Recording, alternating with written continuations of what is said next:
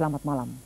Kini giliran pemerintah Arab Saudi melakukan pengusiran terhadap beberapa diplomat dan warga asing dengan dalih negara-negara tersebut mendukung Irak. 20 diplomat Yordania diminta untuk meninggalkan Arab Saudi, dan bukan itu saja, Arab Saudi juga menutup saluran minyak ke Yordania. Sedangkan pemimpin Suriah, Hafez al-Assad, mencoba mendekati Iran dengan maksud agar Iran jangan sampai bersekutu dengan Irak untuk menentang Amerika Serikat dalam krisis Teluk. Berita lain datang dari Prancis, sekitar 1.500 hektar hutan di Pulau Korsika, Prancis Selatan, dilalap si jago merah. Saudara, itulah di antara berita-berita yang dihimpun tim redaksi kami. Berita pertama dari kawasan Teluk disampaikan rekan saya, Mas Agus M. Akif.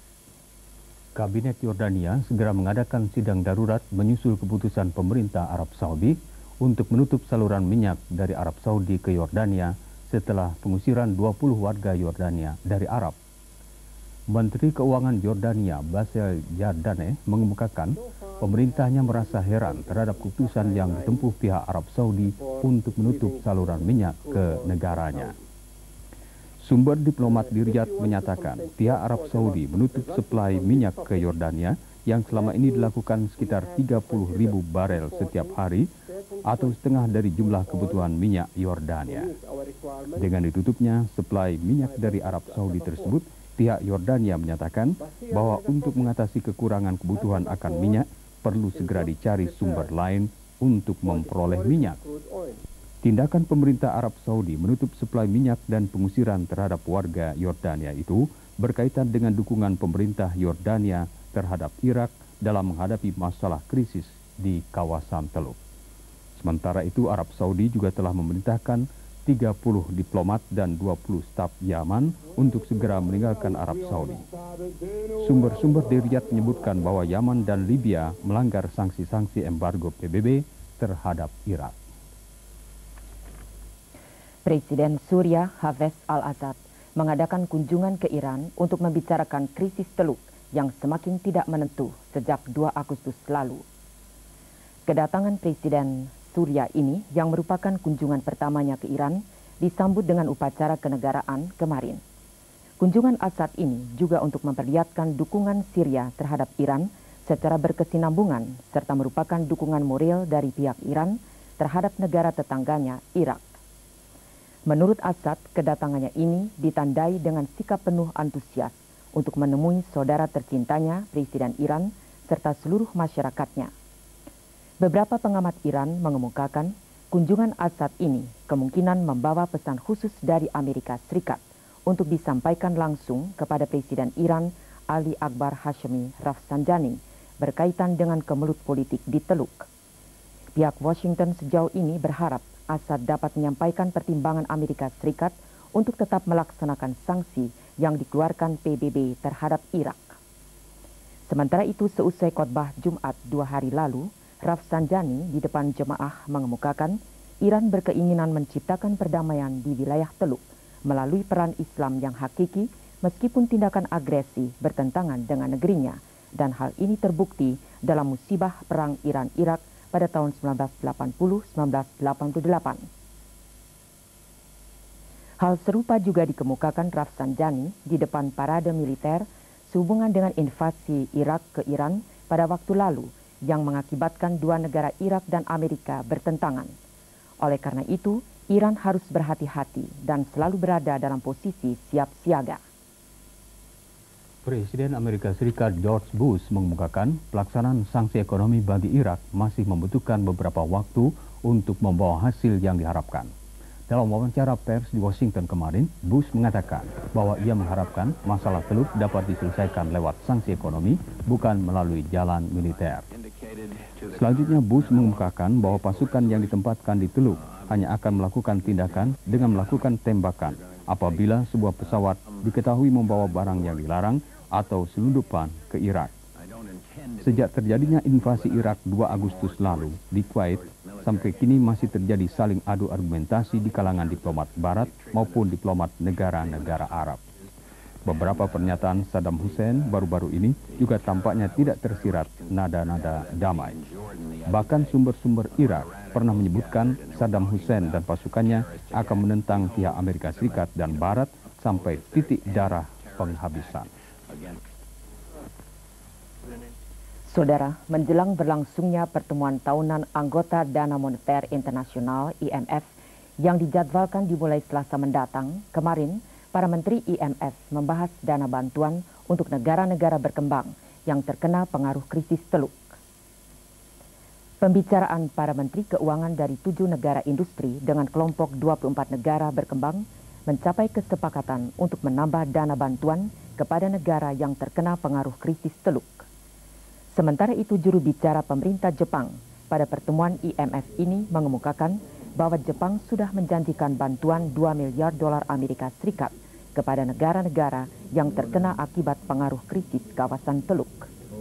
Sedangkan negara-negara Eropa pada kesempatan itu menyatakan kesediaannya untuk memberikan bantuan kepada Mesir serta negara di Afrika Selatan yang ekonominya terkena pengaruh krisis Teluk. Sumber di IMF menyebutkan, dalam pertemuan tahunan, masalah yang dibahas berkisar mengenai pandangan ekonomi dunia secara global dan mencari berbagai upaya untuk menekan laju inflasi yang dialami oleh beberapa negara di belahan bumi. Para analis ekonomi memperkirakan kekhawatiran akan terjadinya resesi di Amerika Serikat dan negara lain semakin kuat, mengingat situasi kawasan Teluk menyebabkan lonjakan harga minyak dunia.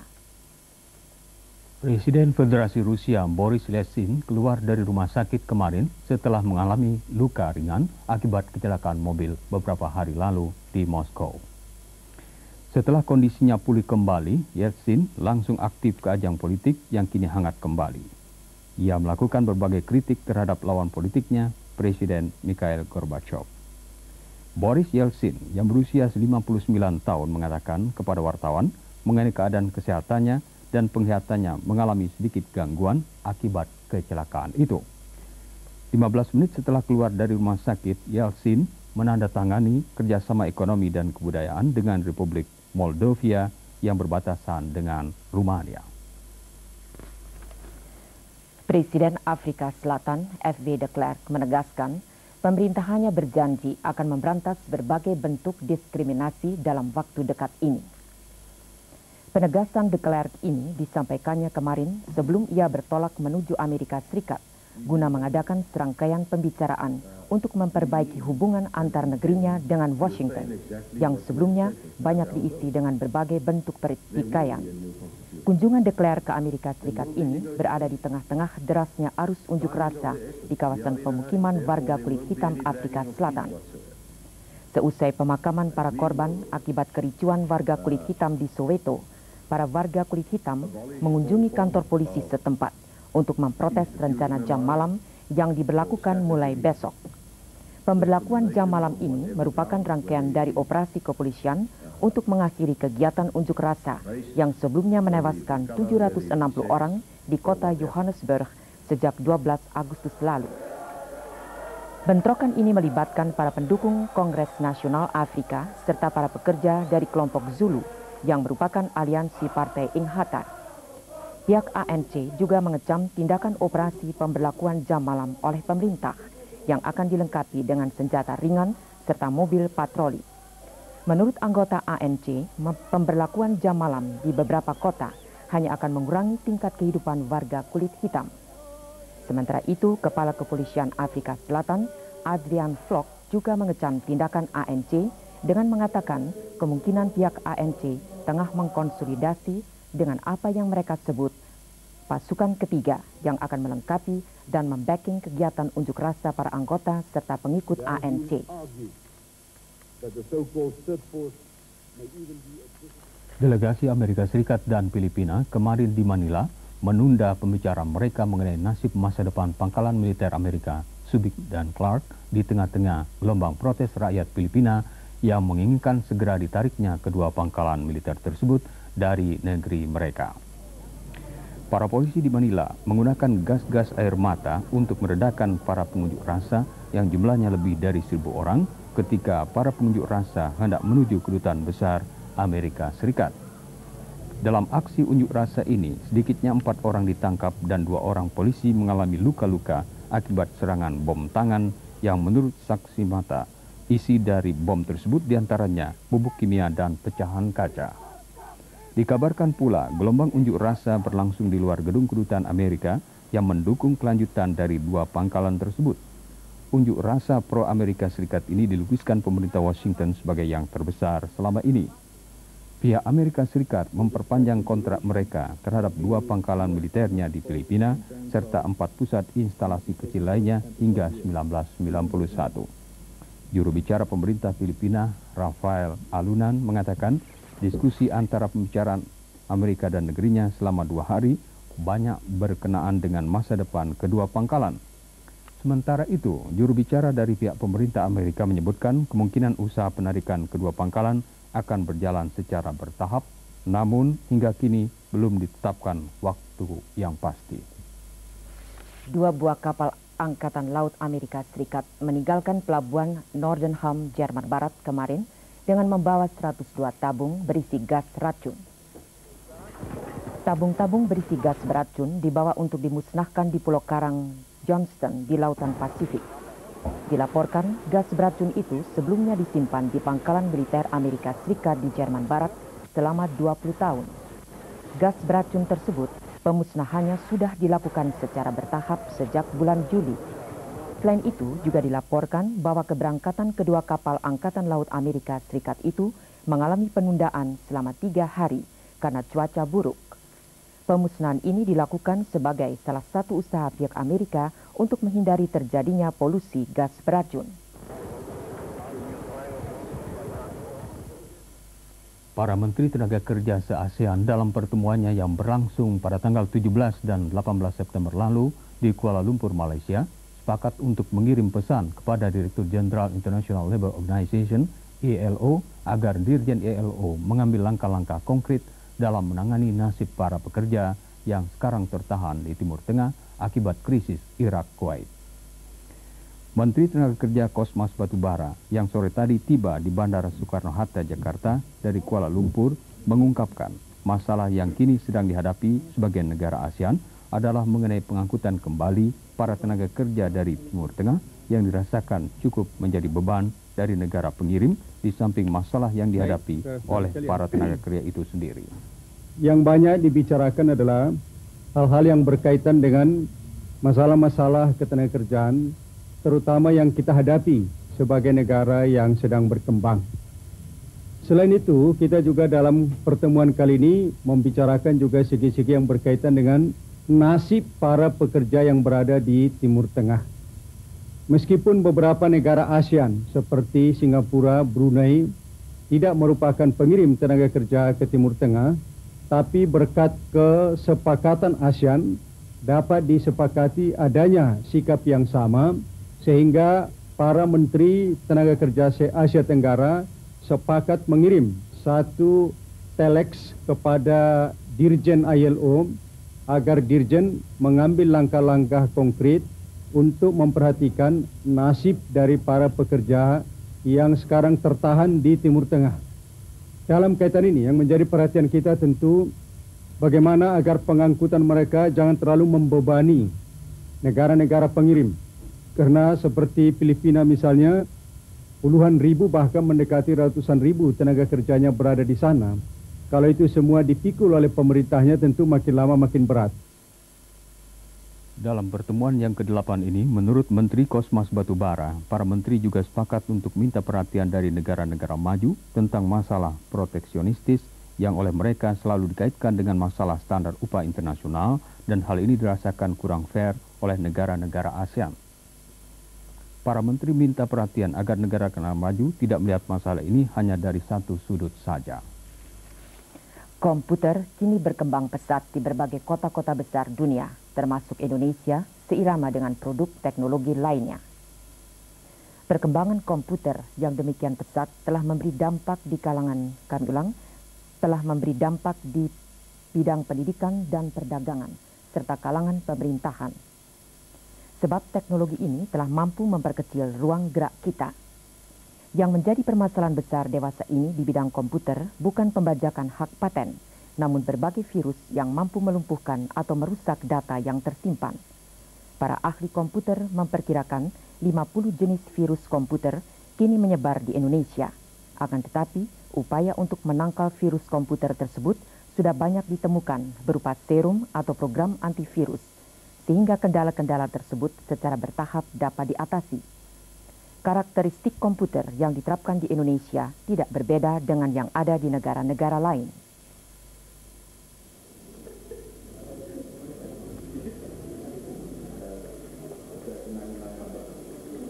Komputer sudah saatnya dipandang sebagai salah satu dari industri strategis. Nah, dalam hal ini kami juga menghimbau bahwa untuk komputer ini pemerintah memberikan perhatian lebih besar terhadap pengembangan industrinya. Mungkin saja bisa dimulai dengan membentuk semacam National Computer Board yang seperti ada di Singapura, di mana lembaga ini membantu mengembangkan industri komputer di negaranya. Saya rasa ini penting karena akan mengatur berbagai kepentingan yang berkaitan dengan bisnis komputer.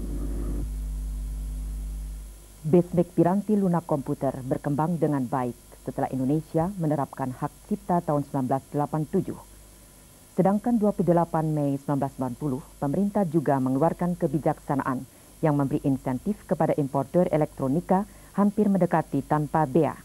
Dampak berbagai kebijaksanaan itulah kiranya telah banyak perusahaan-perusahaan yang mendistribusikan paket-paket piranti lunak ini, termasuk ultra komputer. Di Jakarta saja, kita bisa melihat bahwa populasi di Jakarta sekitar 8 juta penduduk atau 7 juta, sedangkan kabar yang saya dengar atau yang kita lakukan analisa bahwa penjualan 1 tahun itu hanya sekitar 180.000 unit PC. Jadi kita bayangkan hanya berapa persen. Kalau kita bandingkan bahwa total daripada potensial market yang ada di Jakarta hanya 10% atau 5%. Nah, untuk memenuhi itu pun mungkin makan waktu 2-3 tahun. Itu pun kalau seluruhnya terjual di Jakarta. Jadi saya melihat bahwa kesempatan itu masih besar. Hal yang paling penting adalah bagaimana kita menjamin pelanggan itu supaya puas dengan apa yang dia dapat. Sejumlah pesawat tempur F-16 milik TNI Angkatan Udara melakukan flypast di udara di atas Terminal Haji Halim Perdana Kusuma, Jakarta tadi pagi. Flypast tersebut disaksikan ribuan masyarakat dari berbagai penjuru ibu kota dan daerah sekitarnya. Pesawat-pesawat tempur F-16 yang berpangkalan di pangkalan TNI Angkatan Udara Iswahyudi ini memperagakan beberapa flypast yang mendebarkan namun memukau perhatian masyarakat. Para penonton yang menyaksikan flypast ini juga cukup merepotkan para petugas yang mengatur lalu lintas sekitar wilayah Halim Perdana Kusuma. Kehadiran pesawat-pesawat tempur F-16 dan pesawat lainnya yang sudah ada seperti F-5E Tiger, A-4 Skyhawk, dan pesawat tempur HS Hawk, maka saat ini TNI Angkatan Udara telah memiliki sejumlah pesawat terbang berteknologi maju guna mengawal bangsa dan negara. Selain itu, pesawat-pesawat ini juga turut memeriahkan penutupan Jakarta Aerosport 90 yang telah berlangsung sejak tanggal 16 September sampai sore tadi. Flypast dari pesawat-pesawat tempur ini diawaki para penerbang muda yang syarat pengalaman. Pesawat tempur F-16 masuk dalam skadron 3 di jajaran TNI Angkatan Udara, dipimpin Letnan Kolonel Penerbang Wartoyo. Suatu kebakaran besar terjadi di kawasan hutan Prancis Tenggara kemarin, yang mengakibatkan rusaknya hutan di kawasan Le Luc, Prancis. Kebakaran hutan yang diikuti dengan 3 kebakaran lainnya di Prancis Tenggara ini merusakkan beberapa hektar hutan serta 15 rumah penduduk yang mengakibatkan penduduk mengungsi dari kawasan pertanian itu. Sekitar 1.500 petugas pemadam kebakaran dan tentara yang menggunakan 350 kendaraan dan 14 pesawat berusaha mengatasi kebakaran tersebut. Kebakaran paling buruk dari 3 kebakaran itu terjadi Jumat lalu di Les Jardins yang merusakkan hutan pohon ek, kastanye, dan pinus. Kebakaran hutan ini diawali Jumat pagi di Montauk, 15 km dari kota Kras, kemudian disusul oleh kebakaran hutan lainnya di Lamaux, sehingga dengan cepat merambat ke Cavaler dekat Teluk Saint-Tropez. Sampai dengan berita ini diturunkan, regu penyelamat berusaha keras memadamkan api dan mencegah kebakaran itu menjalar ke daerah pemukiman penduduk.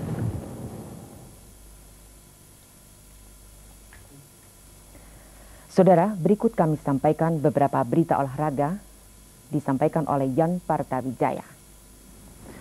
penguasaan teknik olahraga berkuda di kalangan anak-anak dan remaja di Indonesia nampaknya mengalami kemajuan.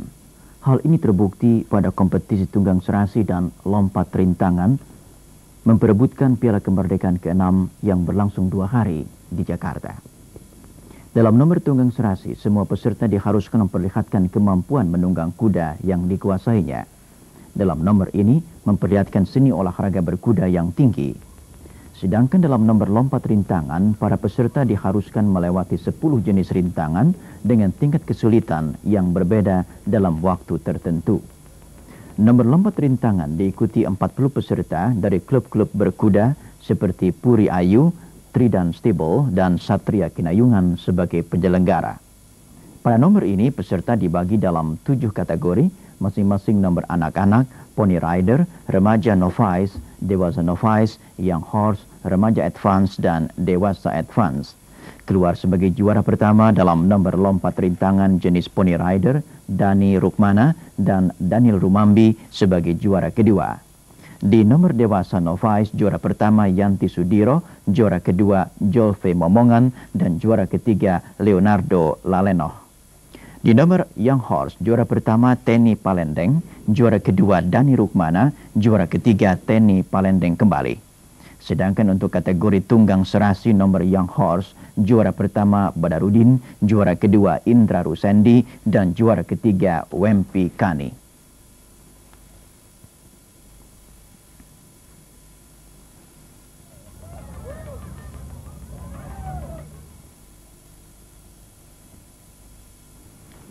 Pesta Olahraga Dirgantara Jakarta Aerosport 90 atau JAS 90 yang berlangsung sejak tanggal 19 September sore tadi secara resmi ditutup Kepala Staf TNI Angkatan Udara Marsikal Madya TNI Sibun selaku Ketua Umum Federasi Aerosport Indonesia di Pangkalan Udara Halim Perdana Kusuma, Jakarta.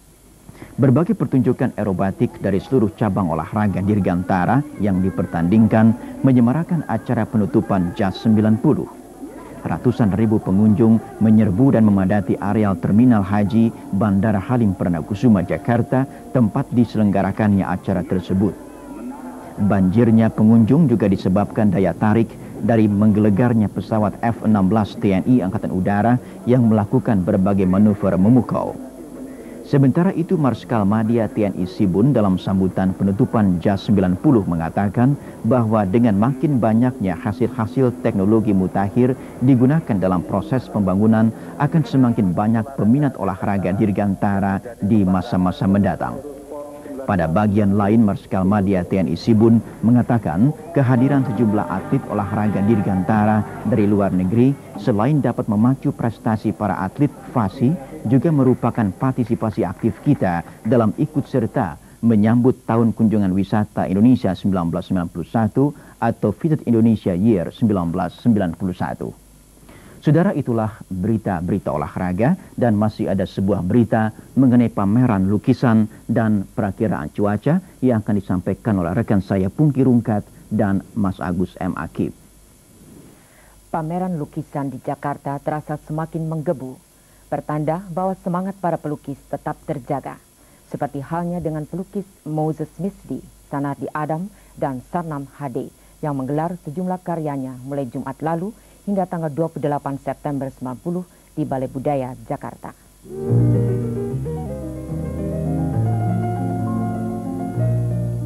Memang tidak harus, tetapi akan sangat menarik jika seorang pelukis dari karya-karyanya mencerminkan lingkungan hidup.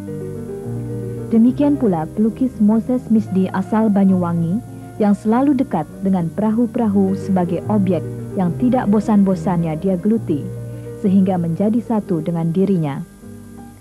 Karya lukis Moses Misdi dalam ekspresi mempunyai kekhususan, baik teknik, tema maupun pengungkapan warna.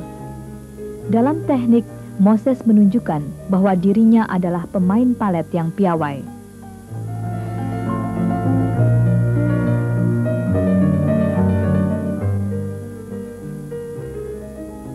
Moses Misdi memainkan catnya bukan lewat kuas, seperti layaknya 1000 pelukis berkiprah. Ia pun tidak menggunakan cat langsung dari tube, melainkan memalitkan cat ke kanvas lewat pisau. Dengan benda itu, ia mengalirkan ekspresi ke dalam lukisannya.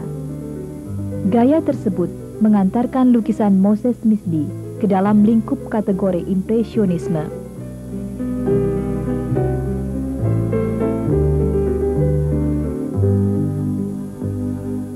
Lain halnya dengan pelukis Sarnam Hade yang menganut aliran realistis.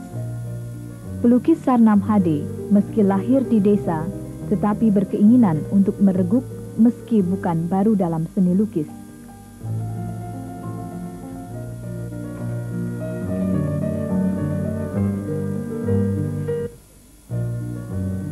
Keinginan itu nampak dalam karyanya tentang kesejahteraan serta kedamaian yang tercermin dalam lukisannya tentang penari-penari dengan segala kehidupannya.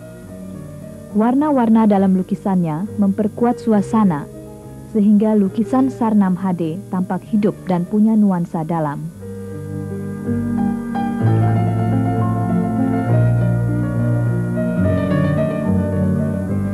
Sementara Sanardi Adam dalam melukis cenderung ke aliran dekoratif.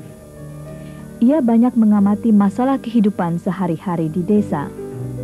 Tidak luput juga wajah wanita pergi ke pasar dengan latar belakang sawah yang menghijau dan gunung yang tampak dari kejauhan.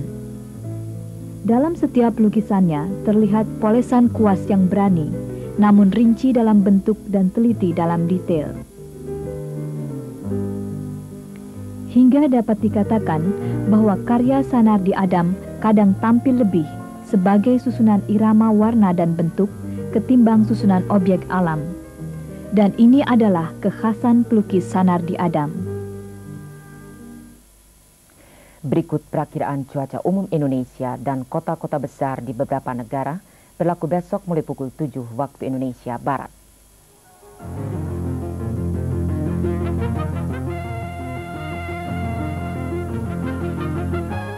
Sebelah utara Khatulistiwa, angin dari barat daya, sedangkan selatan Khatulistiwa dari timur ke tenggara, kecuali Sumatera dari barat daya. Kecepatan angin 5-35 km per jam. Gelombang laut setinggi 2 meter terjadi di Samudra Hindia, Laut Cina Selatan, dan Laut Arafura. Sumatera berawan, peluang hujan ada di sebagian Sumatera Utara dan sebagian Sumatera Tengah, suhu 22-31 derajat Celcius, dengan kecepatan angin dari barat daya 5-27 km per jam. Kalimantan berawan, peluang hujan ada di Kalimantan Barat dan Selatan, Kalimantan Timur bagian selatan, serta sebagian Kalimantan Tengah. Suhu 20-33 derajat Celcius dengan kecepatan angin dari barat daya 5-20 km per jam. Sulawesi, Nusa Tenggara Timur dan Timor Timur cerah dan berawan. Peluang hujan ada di sebagian Sulawesi Tengah, suhu 20-34 derajat Celcius dengan kecepatan angin dari tenggara 5-20 km per jam. Maluku dan Irian Jaya berawan, peluang hujan ada di sebagian Maluku Utara, daerah Kepala Burung Irian Jaya dan sebagian Irian Jaya Utara. Suhu 19-33 derajat Celcius, angin dari tenggara dengan kecepatan 5-35 km per jam. Jawa, cerah dan berawan, peluang hujan ada di sebagian Jawa Barat, bagian timur, dan sebagian Jawa Tengah bagian barat. Sedangkan Bali dan Nusa Tenggara Barat umumnya cerah, suhu 19-34 derajat Celcius, angin dari timur dengan kecepatan 5-27 km per jam. Jakarta berawan, suhu 24-32 derajat Celcius. Singapura hujan, suhu 23-31 derajat Celcius. Kuala Lumpur hujan, suhu 23-32 derajat Celcius. Bangkok hujan, suhu 25-33 derajat Celcius. Manila hujan, suhu 24-32 derajat Celcius. Bandar Seri Begawan hujan, suhu 22-35 derajat Celcius. Sydney berawan, suhu 10-27 derajat Celcius. Tokyo cerah, suhu 24-32 derajat Celcius. London berawan, suhu 10 sampai 14 derajat Celcius. Amsterdam berawan, suhu 8 sampai 14 derajat Celcius. New York cerah, suhu 10 sampai 21 derajat Celcius. Mekah berawan sebagian, suhu 28 sampai 43 derajat Celcius. Kairo berawan sebagian, suhu 29 sampai 43 derajat Celcius. Sekian Dunia Dalam Berita. Sebelum siaran jurnal Asian Games 11 Beijing, kami sampaikan siaran berita terakhir secara sentral dari Jakarta. Selamat malam.